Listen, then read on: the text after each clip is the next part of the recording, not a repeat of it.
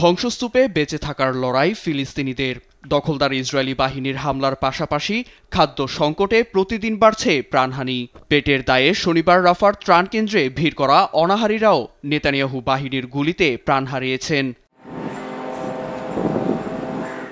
ফিলিস্তিনিদের এই আর্তনাদেও টনক নড়েনি বিশ্বের। তবে গাজার মুক্তিকামী এসব মানুষের পাশে ঢাল হয়ে দাঁড়িয়েছে উপত্যকার সশস্ত্র সংগঠন হামাস।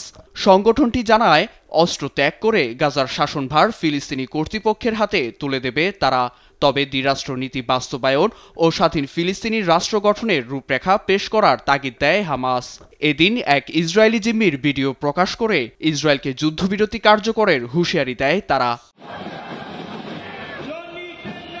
ভিডিও ছড়িয়ে পড়তেই আহাজারিতে ভেঙে পড়েন জিম্মিদের স্বজনেরা। এদিন সব জিম্মিদের মুক্তির দাবিতে রাজধানী তেল আবিবে নামে ইসরায়েলি বিক্ষোভকারীদের ঢল। ব্যানার, প্লাকার্ড হাতে মশাল জ্বালিয়ে প্রতিবাদী স্লোগান দেন তারা। অসহায়ের মতো আমার ছোট ভাই ডেভিডের ভিডিও দেখলাম। মৃত্যুর মুখে ঢলে পড়েছে সে, হয়তো আর বেশি দিন বাঁচবে না। নিজের চোখে ছেলের মৃত্যু দেখছি। ভিডিওটি প্রধানমন্ত্রী নিশ্চয়ই দেখেছেন। এসব দেখেও জিম্মিদের ফিরিয়ে আনার জন্য কোনো পদক্ষেপ নিচ্ছে না।